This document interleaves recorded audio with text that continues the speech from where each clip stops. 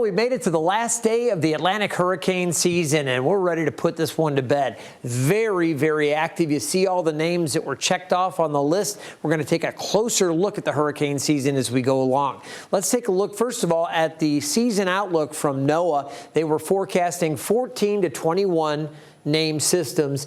6 to 11 of those they anticipated becoming hurricanes, and of those, 2 to 5 becoming major hurricanes. Now you see the numbers, the average numbers in any given year. These were the numbers they were forecasting. So how did they do?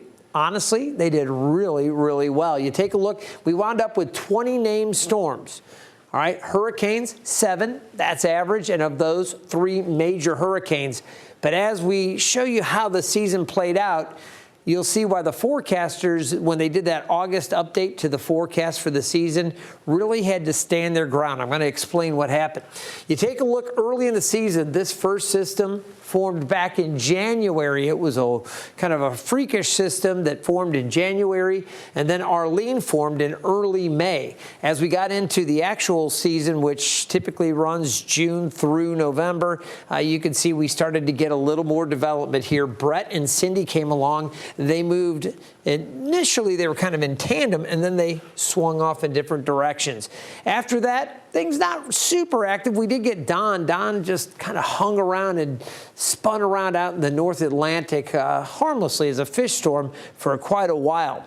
Then we went through a period into mid-August where that was it. There was nothing else going on. People were starting to wonder, hey, maybe this hurricane season won't be that active. Again, forecasters held their ground. They said, nope, still looking for a lot of activity. The reason, the water temperatures were so incredibly warm. We got Emily, we got Gert forming. Franklin popped up as we got into August 20th here, just a handful of days after Don was the last named storm. All of a sudden, we had Jose, we had Harold form, and not much longer after that, there was Idalia. That one came up and produced a lot of trouble for Florida and the Big Bend region.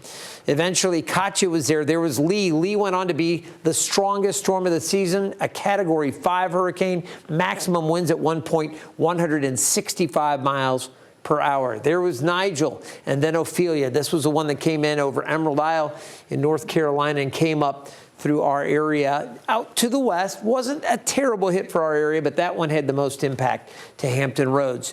After that, Rena, there was Felipe, Sean, and eventually you see Tammy. A couple other systems, 21 and 22, never really developed. So that's what actually happened. Your highlights, again, the 4th most named systems since 1950, record warm Atlantic sea surface temperatures, and a strong El Nino. Those were the key highlights of the 2023 season.